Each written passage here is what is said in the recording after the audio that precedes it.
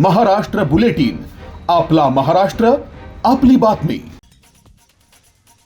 Nashik road परिसरात गुंडाविरोधी पथकाने थरारक कारवाई करत सराईत गुन्हेगार मारुती उर्फ मारी घोरपडे याला बेड्या ठोकल्यात।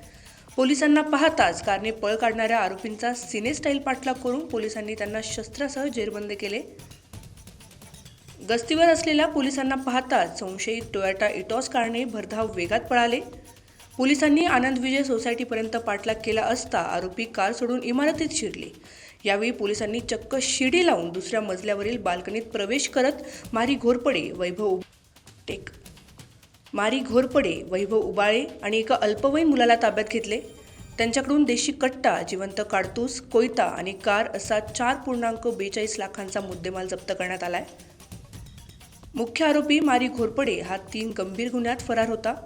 पोलीस आयुक्तांच्या मार्गदर्शनाखाली गुंडाविरोधी पथकाने ही धाडसी मोहीम फत्ते केली असून नाशिक रोड पोलीस ठाण्यात आर्म ॲक्टनुसार गुन्हा दाखल करण्यात आला आहे।